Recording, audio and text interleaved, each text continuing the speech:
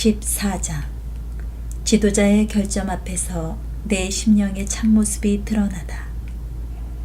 모든 사람이 다윗이 하듯 지도자를 대하지는 않는다. 우리는 자기 위에 있는 사람들의 결점을 보면서 기뻐하고 그런 결점이 있으니 그 권위를 내려놓는 것이 정당하다고 느낄 때가 정말 많다. 그러나 다른 사람들, 특히 죄를 범한 지도자들에게 나타내는 반응은 영적 성숙도를 확실하게 보여주는 지표 가운데 하나다. 그렇기 때문에 하나님이 우리 위에 있는 권위의 잘못과 실수를 사용하셔서 우리 심령의 참모습을 드러내실 때가 많다. 노아의 아들 이야기를 들어보자. 옳지만 틀렸다. 대홍수가 끝나고 노아는 농업을 시작하여 포도나무를 심었다. 어느 날 노아는 포도주에 취해 자기 장막 안으로 들어가 술김에 옷을 다 벗고는 알몸으로 누웠다.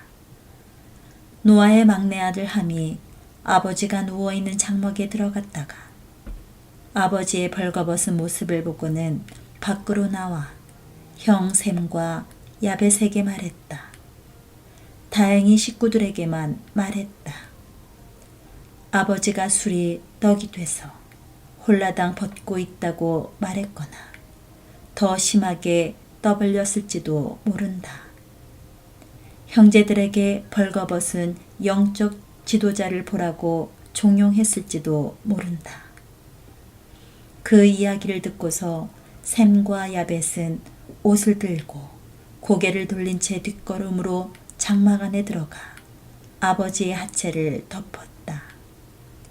술에서 깬 노아가 함이 무슨 짓을 했는지 알고 나서 선포한 말을 들어보라. 가나안은 저주를 받아 그의 형제의 종들의 종이 되기를 원하노라. 셈의 하나님 여호와를 찬송하리로다. 가나안은 셈의 종이 되고 하나님이 야벳을 창대하게 하사 셈의 장막에 거하게 하시고 가나안은 그의 종이 되게 하시기를 원하노라.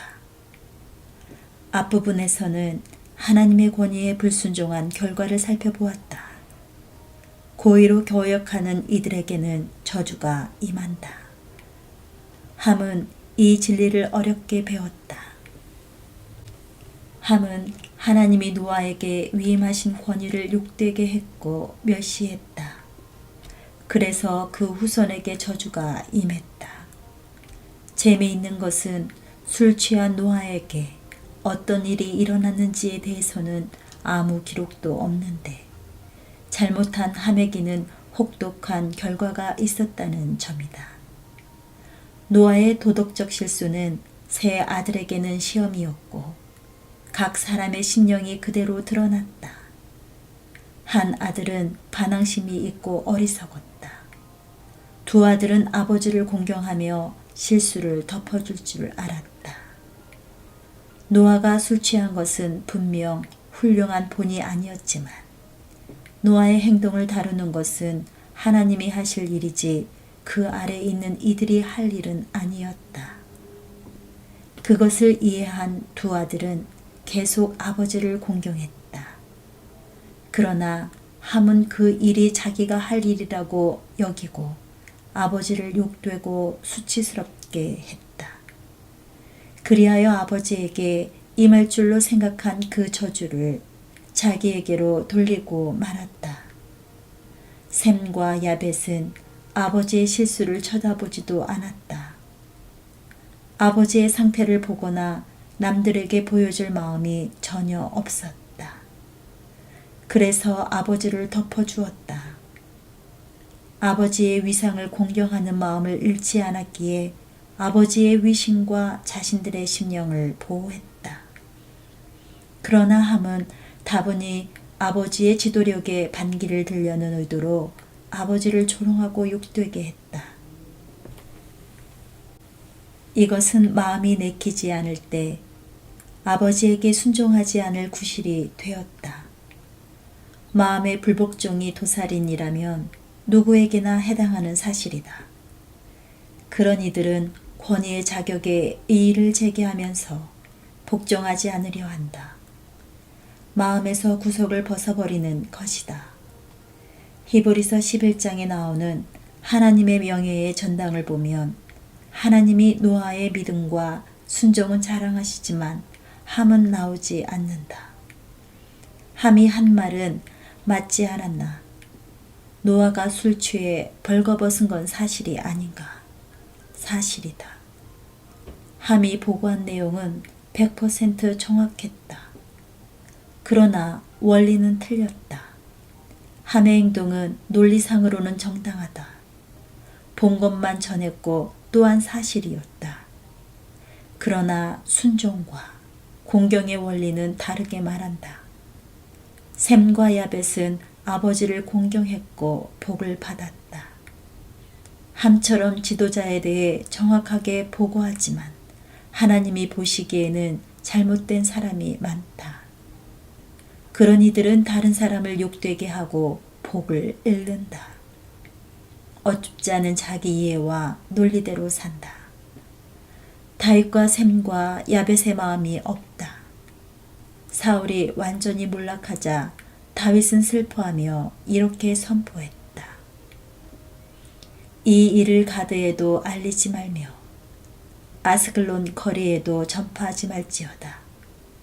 블레셋 사람들의 딸들이 즐거워할까, 할례받지 못한 자의 딸들이 개가를 부를까 염려로다.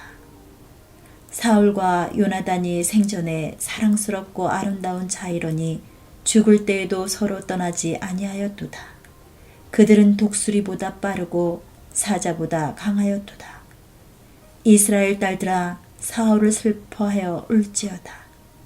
그가 붉은 옷으로 너희에게 화려하게 입혔고 금 놀이개를 너희 옷에 채웠도다.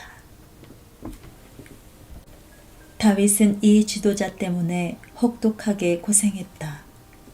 본능적 이치와 인간의 논리로 하자면 얼마든지 기뻐하며 승리를 선언할 수 있는 상황이었다. 그러나 이번에도 다윗은 권위의 원리대로 사는 사람임을 보여준다. 다윗의 모본은 그 권위 아래에 있는 사람들에게 그대로 전해졌다. 그 결과 다윗은 그 나라에서 위대한 지도자가 되었다.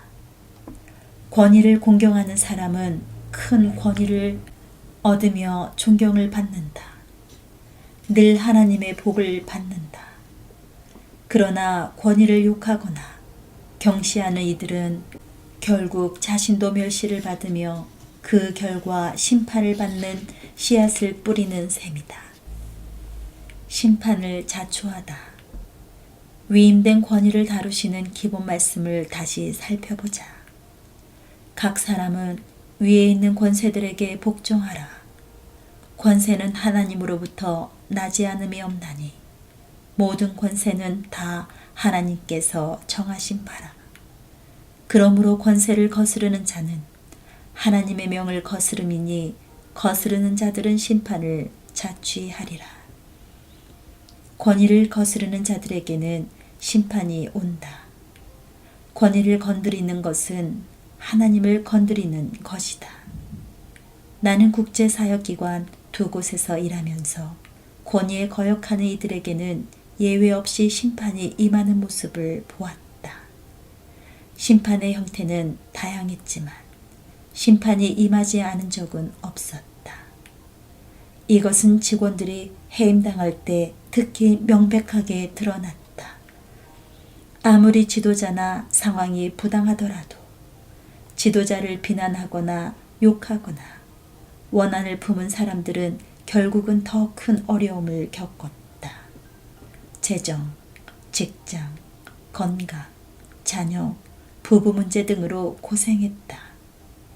영적 지도자를 공경하지 않는 사람은 내내 심히 고생을 했다. 부당하게 해임당했는데도 선한 마음을 잃지 않는 사람도 많이 보았다. 그런 사람은 이전 지도자를 험담하거나 다른 이들의 험담에 귀 기울이지 않았다. 어쩌다 그 일이 화제에 오르면 오히려 그 지도자를 축복하고 공대했다. 하나님이 자기를 채우고 돌보며 때가 되면 높이실 것을 알았다. 나는 그런 사람이 이전보다 더 좋은 자리로 들어가는 것을 보았다. 12년이 지난 지금도 우연히 만나는데 여전히 복을 받고 있다. 어떻게 선한 마음을 지킬 수 있는가? 예수님은 그 비결을 가르치셨다. 나는 너희에게 이르노니 너희 원수를 사랑하며 너희를 박해하는 자를 위하여 기도하라. 그분은 우리를 짓궂게 이용하거나 악용하는 자들을 위해 기도하라고 말씀하셨다. 그렇게 하면 마음이 치유되어 비판적이 되거나 지쳐 무력해지지 않을 수 있다. 은사대의 권위. 권위에 반대하여 말하는 사람들은 반드시 심판받는다는 것을 나는 성경을 통해 배웠고 삶에서도 경험했다. 미리암과 아론을 생각해보라. 모세가 구스 여자를 취하였더니 그 구스 여자를 취하였으므로 미리암과 아론이 모세를 비방하니라. 미리암은 모세와 남매지간으로 누나였고 하나님은 미리암을 선지자라 부르셨다. 또한 아론은 모세의 형이자 대제사장이었다. 이렇듯 이 두 사람은 중요한 리더로서 명망 있는 자리에 있었다. 이 두 사람이 구스 여인과 결혼한 모세를 비방했다. 구스 사람은 고대 구스 땅에서 태어났거나 거주하는 사람을 가리킨다. 학자들 대부분은 구스를 현재 동북 아프리카에 있는 에티오피아로 본다. 곧 그 여자는 아브라함의 후손이 아니었다. 아브라함의 언약 바깥에 있는 여자였다. 미리암과 아론은 모세가 이방 여인과 결혼한 것이 죄라고 적어도 잘못된 결정이라고 믿었다. 모세가 지도자였기 때문에 특히 그랬다. 그들의 의견은 옳지 않은가? 율법을 보면 옳은 듯하다. 하나님은 이스라엘 백성이 다른 민족과 결혼하지 않기를 바라신다는 것을 명백히 밝히셨다. 이방인 아내들이 백성의 마음을 이방신에게 향하게 하리라고 경고하셨다. 신명기에 이 같은 명령이 나와 있으므로 모세가 이방 여인과 결혼한다는 것은 모순으로 보였다. 미리암과 아론은 모세가 정말 영향력이 크고 눈에 띄기 때문에 그런 식으로 행동해서는 안 된다고 생각했을 것이다. 그래서 미리암과 아론은 함처럼 사실을 말했지만 실은 잘못을 범했다. 모세는 지도자였으므로 모세를 비방하는 것은 도리를 벗어난 일이었다. 형과 누나로서 그 문제에 관해 모세와 이야기를 할 수는 있었다. 그러나 자기들끼리 험담을 하거나 회중 가운데서 모세의 행동을 두고 왈가왈부하는 것은 정말 죄였다. 이들에게 지도자를 비방할 거리를 제공한 것은 무엇일까? 다음 구절에 이런 말이 나온다. 그들이 이르되 여호와께서 모세와만 말씀하셨느냐?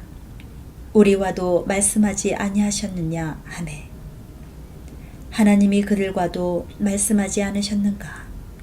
물론이다. 하나님은 아론을 모세의 대변인 혹은 선지자로 정하셨다. 아론은 바로에게 하나님의 메시지를 전했다. 미리암을 예언적 시를 짓는 도구로 사용하셨다. 그 시가 지금도 성경에 남아있다. 그들에게는 분명 영적 은사가 있었다. 그러나 아론과 미리암은 영적 은사나 능력을 권위보다 높이 보는 과오를 저질렀다. 모세는 죄를 지었고 자기들은 짓지 않았기 때문에 모세에게는 이제 자기들을 주관할 권위가 없다고 생각했다. 이렇게 그들은 자기들의 영적 은사를 내세워 하나님이 자기들 위에 두신 권위에 올라섰다. 신약 성경으로 적용해 보면 바울은 은사는 여러 가지나 성령은 같다고 했다. 다른 말씀들을 보아도 은사의 주관자는 성령님임을 알 수 있다. 은사에는 지도력, 가르치는 능력, 구제의 은혜, 예언, 치유의 은사, 영분별, 기적 행함 등이 있다. 바울은 계속해서 직임은 여러 가지나 주는 같다고 한다. 여기서 직임은 헬라어로 디아코니아다. 테이어 헬라어 사전에 따르면 이 말은 사도와 그 권한, 선지자, 전도자, 장로 등의 직분을 가리키는 말로 쓰였다. 간단히 말해 교회 내 영적 권위를 가리키는 말이다. 이 구절은 주 예수님이 이 직분들을 관할하신다는 것을 알려준다. 다른 말씀도 그것을 확증한다. 즉 바울은 예수님이 죽은 자 가운데서 살아나신 뒤 어떤 사람은 사도로, 어떤 사람 선지자로, 어떤 사람은 복음 전하는 자로, 어떤 사람은 목사와 교사로 삼으셨다고 이는 성도를 온전하게 하여 봉사의 일을 하게 하며 그리스도의 몸을 세우려 하심이라고 말했다. 하나님 나라의 권위는 은사가 아니라 맡은 직분에 따라 내려온다. 부활하신 예수님은 아버지한테 모든 권세를 받으셨다. 예수님은 다시 에베소에 나온 사역을 하는 5 직분을 주셨다. 이렇듯 그분 권위는 임명된 직분을 따라서 내려온다. 어떤 사람이 목사보다 은사가 많을 수는 있으나 그 은사 많은 사람을 주관하는 것은 권위 있는 직분을 받은 목사라는 사실을 명심해야 한다.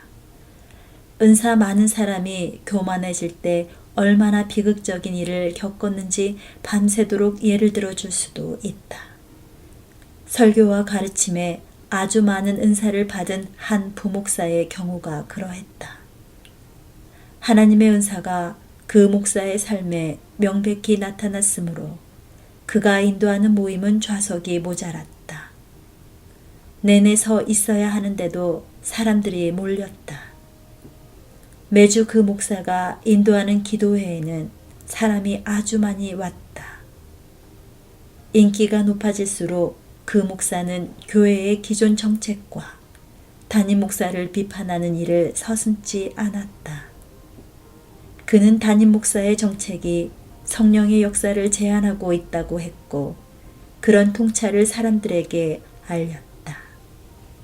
비판적 태도는 다른 부목사에게도 전염되었다. 얼마 뒤 이 2 목사는 함께 저녁 기도회를 인도했다. 어느 저녁에 담임 목사는 기도회 중에 잠시 들어갔다가 2 목사가 자기가 하지 말라고 한 바로 그 방법으로 기도회를 인도하는 모습을 보았다. 2 목사는 교회와 도시와 길 잃은 영혼들을 위해 중보 기도를 하는 것이 아니라 다른 형태의 기도를 하도록 성도들을 유도했고 성도가 꺼림칙해하면 꾸짖었다. 성도들은 혼란에 빠졌다. 둘 다 은사가 많은 사역자였지만 교회의 권위에 복종하지 않았다. 그들의 심각한 잘못은 주님이 그들을 그분 백성을 향한 말씀 사역에 쓰신다는 사실 때문에 가려졌다. 심판을 통해 복종을 배우다. 이 사람 모세는 온유함이 지면의 모든 사람보다 더하더라. 여호와께서 갑자기 모세와 아론과 미리암에게 이르시되 너희 3 사람은 회막으로 나아오라 하시니 그 3 사람이 나아가매. 이 말씀에는 하나님이 훌륭한 지도자에게 요구하시는 성품이 하나 나온다. 바로 겸손이다. 모세는 이 땅에서 가장 겸손한 사람이었다. 그러나 미리암과 아론이라면 모세를 그렇게 묘사하지 않았을 것이다. 그들은 모세는 약간 건방지다와 비슷한 뉘앙스로 묘사했을 것이다. 하나님은 3 사람을 회막 밖으로 부르셨다. 성경에 보면 하나님이 갑자기 부르셨다고 한다. 심판은 이렇게 경고 없이 찾아오는 경우가 많다. 셋이 밖으로 나갈 때 미리암은 아론을 보며 이런 뜻을 담은 짓을 했을지도 모른다. 준비해. 모세는 이방 여자랑 결혼해서 신세 망쳤어. 하나님이 이제 너를 지도자로 세우실 거야. 내 행동은 아주 옳았으니까. 권위에 저항하여 미혹에 자신을 내주면 그런 논리가 자연스레 고개를 든다. 물론 실제로는 크게 다른 일이 일어났다. 하나님은 아론과 미리암에게 앞으로 나오라고 하셨다. 그들에게 하나님은 모세에게 그분의 온 집을 맡겼으며 또한 이를 모세와 대면하여 명백히 말하셨음을 일깨우셨다. 이어 이런 질문을 던지신다. 너희가 어찌하여 내 종 모세 비방하기를 두려워 아니하느냐? 권위를 비방하는 것은 하나님을 두려워하는 마음이 없음을 드러내는 것이다. 그래서 무슨 일이 일어났는가? 여호와께서 그들을 향하여 진노하시고 떠나심에 구름이 장막 위에서 떠나갔고 미리암은 나병에 걸려 눈과 같더라. 권위에 대항하는 것은 심판을 자초하는 것이다. 이 심판은 하나님의 인재가 떠나는 것과 아울러 모종의 재앙도 포함한다. 조금 전 이야기한 두 목사 이야기를 계속해보자. 두 사람은 머지않아 교회를 떠났다. 한 사람은 해임당했고 다른 사람은 해임당하기 전에 자진 사임했다. 한 사람은 바로 근처에 교회를 개척했으나 교인 수가 아주 적어서 고생했다. 부교역자 시절 600명이 넘는 사람들을 담당했지만 새로 세운 교회의 교인 수는 100명이 넘지 못했다. 또한 교회를 떠나고 곧 집안에 큰 어려움이 있었다. 다른 부목사는 그 도시를 떠나 잠깐 동안 어느 정도 성공을 거두었다. 그의 교회는 수백 명으로 불어났지만 그중 한 사람도 믿지 못해 외톨이처럼 지냈다. 그가 목회하는 20여 년 동안 그 교회는 많은 분열을 겪었고 그의 목회 방식은 교인들에게 극심한 혼란을 안겨주었다. 오래전 그는 쉴 새 없이 불려다니는 인기 많은 강사였다. 다들 그가 국가 전체에 큰 영향을 미치리라 믿어 의심치 않았다. 하지만 안타깝게도 그의 불순종이 그의 삶을 전혀 다른 방향으로 이끌었다. 심판이 임하자 아론은 즉각 자신과 미리암을 위해 회개하며 부르짖었다. 하나님은 그들을 사하셨지만 하나님의 명령에 따라 미리암은 7일 동안 진 밖에 있어야 했다. 왜 하나님이 미리암은 치시고 아론은 치지 않으셨는지를 두고 의견이 분분하다. 미리암이 아론보다 더 심하게 비방했다면 그것도 이유일 수 있다. 어찌되었든 이 사건은 하나님의 권위의 문제를 얼마나 심각하게 여기시는지 잘 보여준다. 영적 권위에 도전하다 받는 심판이 결국은 배우고 성장하는 기회가 될 때가 많다. 아슬아슬한 고비를 넘긴 후 회개하는 사람들은 결국 교회에서 가장 신실한 사람들이 된다. 언제나 마음이 악하기 때문에 거역하는 것은 아니다. 오히려 알지 못해서 거역하는 때가 많다. 일단 깨닫고 알게 되면 즉시 회개가 따른다. 가시체를 뒷받질하다가 당하는 고통을 유난히 잘 참는 사람들이 있기 때문에 때로 시간이 오래 걸리는 경우도 있다. 미리암은 분명 그 부끄러운 시간을 평생 잊지 못했을 것이고 다시는 같은 행동을 하지 않았다. 불복할 마음이 사라졌다. 그러나 모든 사람이 미리암과 아론처럼 되거나 또 경험에서 배우는 것은 아니다. 같은 이스라엘 백성 중에는 나중에 하나님이 세우신 권위에 도전하며 일어난 사람도 있는데 그들은 끝내 회개하지 않았으며 영원한 심판을 받았다. 어찌하여 스스로 높이느냐? 레위 자손인 고라, 루벤 자손인 다단과 아비람이 이스라엘 백성 중에서 유명한 족장 250명을 규합해 모세와 아론을 거스려 말했다. 너희가 분수에 지나도다. 회중이 다 각각 거룩하고 여호와께서도 그들 중에 계시거늘 너희가 어찌하여 여호와의 총회 위에 스스로 높이느냐. 모세와 아론 아래에 있는 지도자이던 이 사람들은 한마디로 이렇게 말한 셈이다. 이보시오, 어쩌자고 당신들이 스스로 높이고 우리 지도자 행세를 한단 말이오. 우리는 다 하나님의 백성이오. 당신들이 이래라 저래라 하지 않아도 그분께 순종할 수 있단 말이오. 우리도 전에 들어본 말이다. 정확히 같은 말은 아니지만 분명 그 메시지는 행동으로 또 비슷한 말로 자주들 이야기한다. 이 모든 말들이 같은 영에서 나왔다. 이런 말일 수 있다. 우리는 다 평등하다. 우리는 다 같이 형제 자매다. 우리 모두에게 성령님이 계신데 굳이 저들의 지도를 따라야 하나. 이런 사람들은 자기들도 주님의 음성을 들을 수 있다고 확신한다. 미국에서 1970년대에 제자훈련 운동이 도를 벗어나 지도자에 대한 복종이 균형을 잃은 적이 있다. 사람들은 휴가를 떠난다든지 자동차나 살림살이를 산다든지 어느 사람과 결혼을 한다든지 하는 문제도 목사에게 물었다. 나는 그 일을 직접 겪지 않았기 때문에 그런 현상이 실제로 얼마나 극단적으로 갔는지는 잘 모른다. 그러나 결국 비성경적인 지점에 이르고 말았다는 말을 들었다. 또 리더십 남용으로 역작용이 일어났다.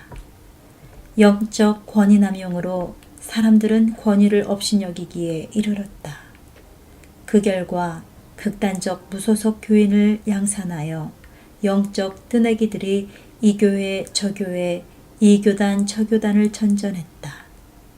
그들은 기도회도 따로 하고 교회도 따로 세웠다.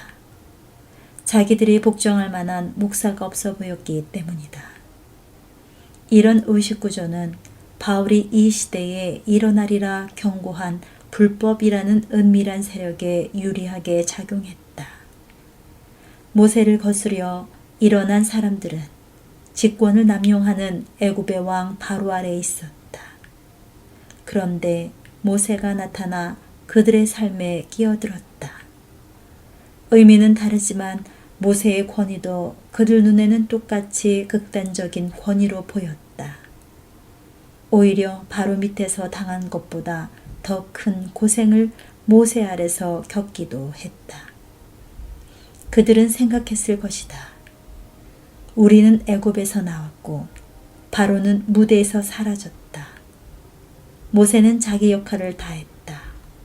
모든 사람은 독립된 존재다. 권위라면 진저리가 났다. 사람은 누구나 자기 힘으로 살아가면 그만이었다. 어디까지나 자기네들은 하나님의 백성이었고 권위는 곧 고생이었다. 그래서 그중 몇이 당을 만들어 모세를 공격했다. 나는 순회 사역을 하면서 이런 시나리오를 수도 없이 보았다. 교회 내 사업가 모임, 중보기도 모임, 재직회, 기타 그룹들이 단결하여 목사에게 대항한다. 자기들은 모두 하나님의 음성을 들었으나 목사만 그것을 못 듣는다는 것이다. 영적 권위는 하나님이 지명하시는 것. 서구인들은 왕국인 하나님 나라의 원리를 잘 깨닫지 못한다. 왕국가는 판이한 자유 경쟁의 민주주의 사회에 살고 있기 때문이다. 왕국에는 왕이 있다. 왕의 권위는 태어나면서 주어지며 마땅히 왕이 지도자다. 반면 민주주의는 통치자를 선거로 뽑는다. 이 자유 경쟁 체제에서 지도자 자리는 돈과 능력과 영향력과 재능이 있고 뜻이 있는 사람이라면 누구나 얻을 수 있다. 그러나 하나님 나라의 방식은 그렇지 않다. 하나님 나라에서는 하나님이 친히 지도자를 지명하신다. 예수님은 섬기는 직분들을 지명하신다. 주님 외에는 아무도 인간을 그런 권위의 자리에 놓을 수 없다. 그분은 하나님의 영으로 그 일을 하신다. 하나님의 지명 없이 권위의 자리를 취한다면 스스로 높이는 것이다. 부르심을 받았지만 아직 구체적으로 직분을 지명받지 않은 사람들도 예외가 아니다. 바울은 경고한다. 내게 주신 은혜로 말미암아 너희 중 각 사람에게 말하노니 마땅히 생각할 그 이상의 생각을 품지 말고 오직 하나님께서 각 사람에게 나누어 주신 믿음의 분량대로 지혜롭게 생각하라. 히브리서 기자는 영적 리더십의 자리는 스스로 취하는 것이 아니라고 확언한다. 이 종기는 아무도 스스로 취하지 못하고 오직 아론과 같이 하나님의 부르심을 받은 자라야 할 것이니라. 또한 이와 같이 그리스도께서 대제사장 되심도 스스로 영광을 취하심이 아니다 라고 말했다. 예수님조차도 리더 자리를 스스로 취하지 않으시고 하나님 아버지께 지명을 받으셨다. 바울은 자신을 가리켜 이렇게 말한다. 예수 그리스도의 종 바울은 사도로 부르심을 받아 하나님의 복음을 위하여 택정함을 입었으니. 바울은 부르심 다음으로 택정함을 말한다. 택정함을 입었다는 것은 구별되었다, 지명되었다는 뜻이다. 바울은 창세부터 사도로 부르심을 입었다. 하지만 구원받는 순간에 바로 그 직분에 놓인 것은 아니다. 몇 년에 걸친 시험 기간이 있었는데 그는 그 기간에 안디옥 교회 지도자들에게 복종했다. 자기 경험을 바탕으로 바울은 지도자들에게 이런 지침을 준다. 이에 이 사람들을 먼저 시험하여 보고 그 후에 직분을 맡게 할 것이요. 바울의 삶은 오늘날을 위한 성경적 모범이다.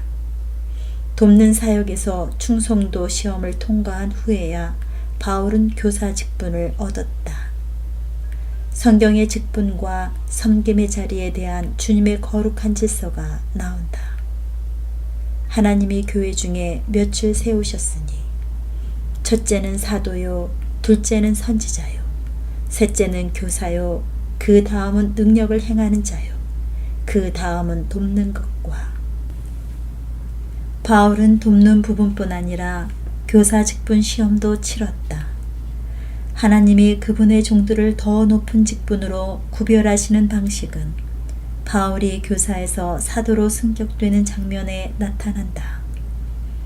안디옥 교회의 선지자들과 교사들이 있으니 곧 바나바와 니게르라 하는 시므온과 구레네 사람 루기오와 분봉왕 헤롯의 젖동생 마나엔과 및 사울이라.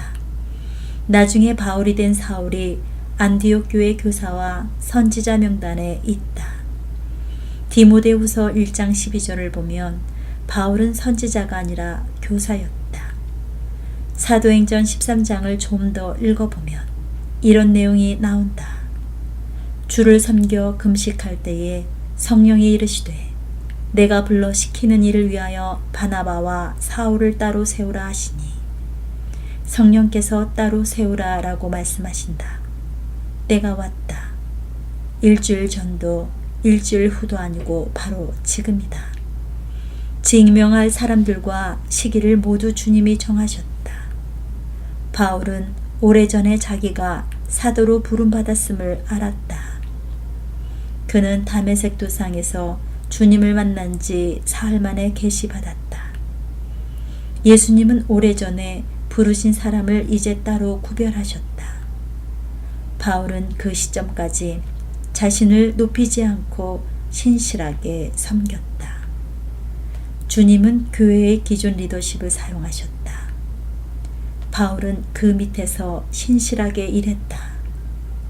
하나님은 장로들도 동일한 방식으로 지명하셨다.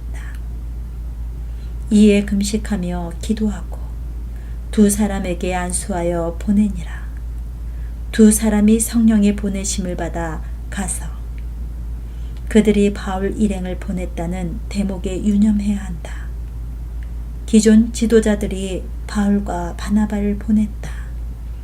이어 다음 구절에는 성령의 보내심을 받았다고 했다. 예수님은 기존 리더십을 통해 성령으로 바울과 바나바를 지명하고 구별하셨다. 결론적으로 예수님은 적절한 권위를 통해 그 일을 하셨다. 예수님은 안디옥의 예언적 충보기도 그룹을 사용하지 않으셨다.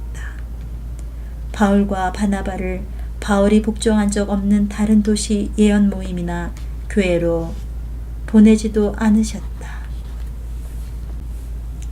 회중 내에서 영적 은사가 있는 사람을 사용하여 그들을 지도자로 세우지도 않으셨다.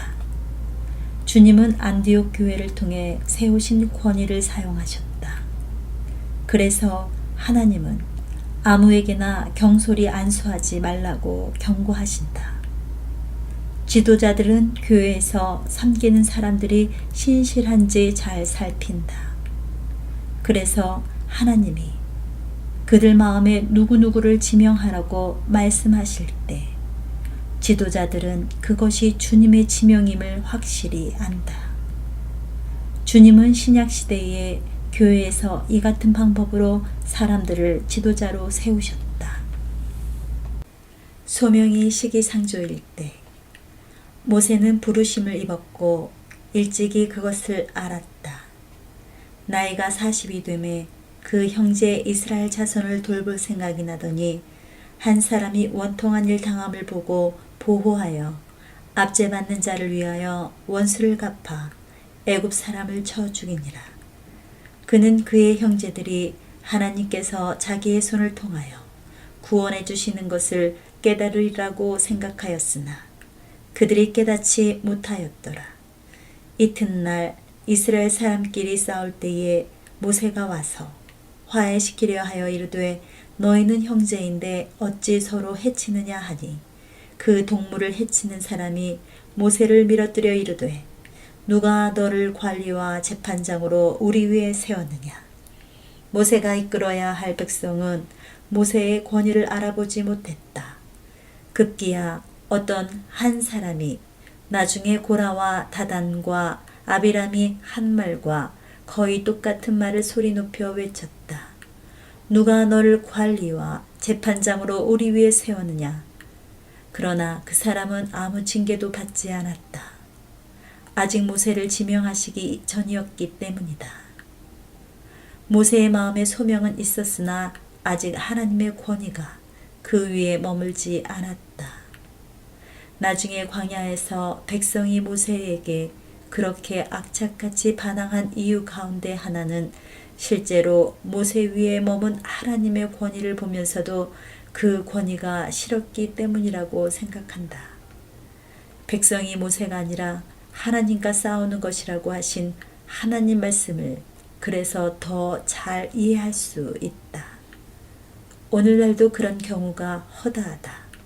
진정 하나님의 권위가 있는 사람들이 싸움의 대상인 경우가 가장 많다. 사람들이 진정으로 싸우는 대상이 하나님의 권위이기 때문이다.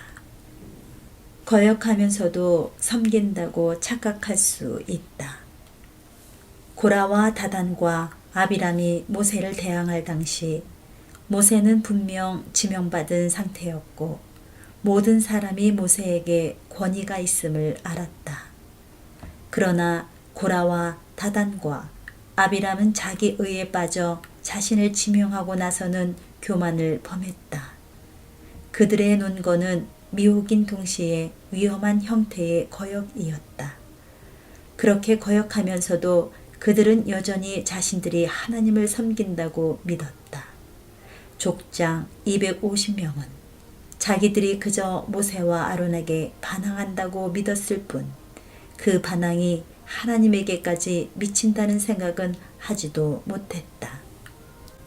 그들도 하나님을 섬기기를 원했으나 어디선가 길을 잃었다.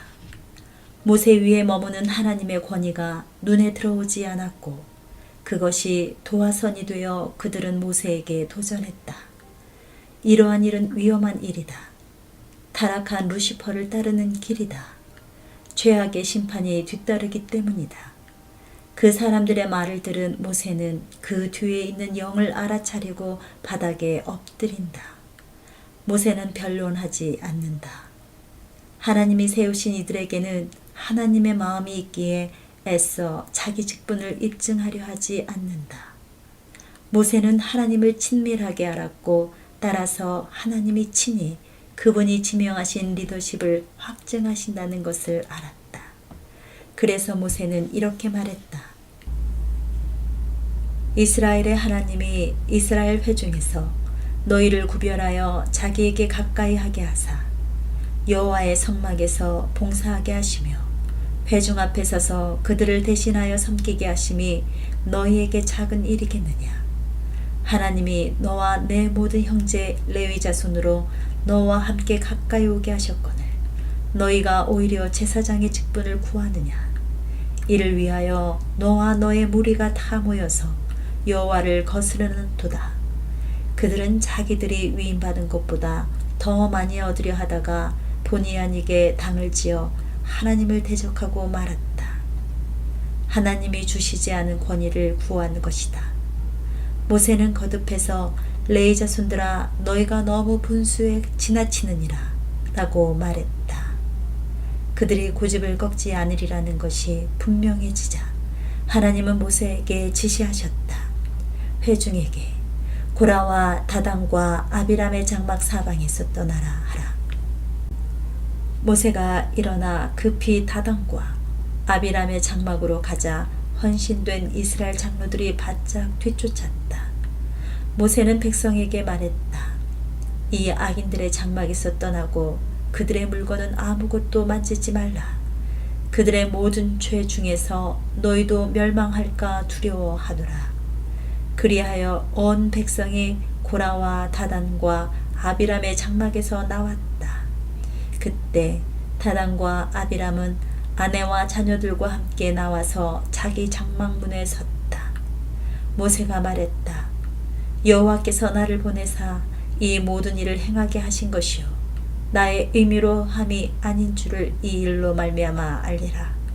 곧 이 사람들의 죽음이 모든 사람과 같고 그들이 당하는 벌이 모든 사람이 당하는 벌과 같으면 여호와께서 나를 보내심이 아니거니와 만일 여호와께서 새 일을 행하사 땅의 입을 열어 이 사람들과 그들의 모든 소유물을 삼켜 산채로 수월에 빠지게 하시면 이 사람들이 과연 여호와를 멸시한 것인 줄을 너희가 알리라. 모세가 말을 마치자마자 갑자기 땅이 갈라졌다. 고라와 다단과 아비람 아래에 있던 땅의 입을 열어 그들과 가족들과 추존자들과 모든 소유를 삼켜 버렸다. 이렇게 해서 그들은 자기들에게 속한 모든 것과 함께 산채로 무덤에 들어갔다. 땅이 다시 합하자 그들은 온데간데 없이 깨끗이 사라졌다. 그들의 비명을 들은 이스라엘 모든 백성은 땅이 자기들도 삼킬까 두려워 도망쳤다. 그러자 여호와께로부터 불이 나와서 분향하는 250명을 소멸했다. 이 사람들에게 임한 무시무시한 심판은 섬뜩한 사실을 두 가지 가르친다. 첫째, 그들은 사실은 하나님을 대적하면서도 끝까지 자기들이 하나님을 섬긴다고 굳게 믿었다.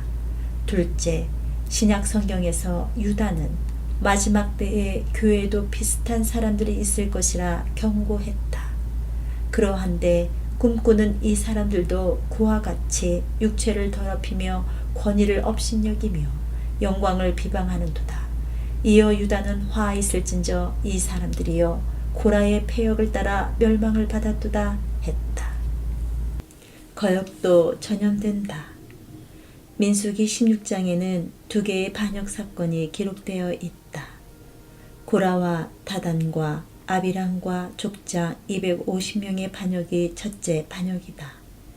둘째 반역은 이튿날 일어났다. 온 회중이 너희가 여호와의 백성을 죽였도다 하며 모세와 아론을 대항하여 일어난 것이다.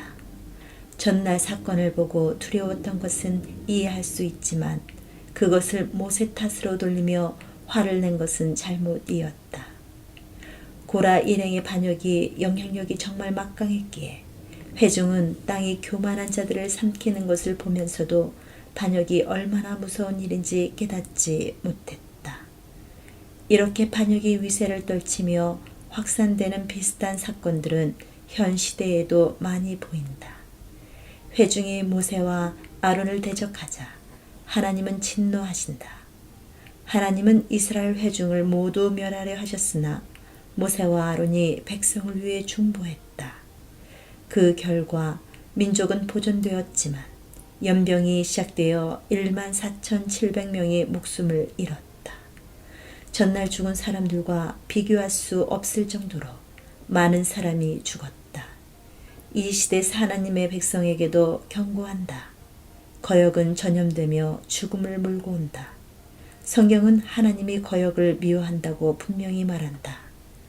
거역에 대한 하나님의 시각은 단순히 싫은 정도보다 훨씬 더 심하다. 루시퍼는 반역 후 천국을 떠나 달라고 요청받지 않았다. 루시퍼는 천지를 가르며 떨어지는 번개처럼 순식간에 쫓겨났다. 거역하는 자와 어울리는 것은 죽고 싶다는 말과 같다. 바울은 로마 교회에 마지막으로 이렇게 권면한다. 형제들아, 내가 너희를 권하노니 너희가 배운 교훈을 거슬러 분쟁을 일으키거나 거치게 하는 자들을 살피고 그들에게서 떠나라. 이 같은 자들은 우리 주 그리스도를 섬기지 아니하고 다만 자기들의 배만 섬기나니 교활한 말과 아첨하는 말로 순진한 자들의 마음을 미혹하느니라. 바울의 이 말은 곧 2장을 마무리하는 말이기도 하다.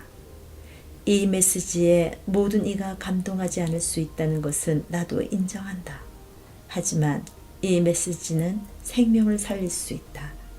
이것이 진리의 예방주사라는 것을 잊지 말라. 즐겁지 않지만 그 덕분에 누릴 보호는 불편을 능가하고도 남는다. 이 메시지에 담긴 하나님의 사랑을 볼 수 있기를 기도한다. 그분은 보호하시려고 경고의 말씀을 주신다.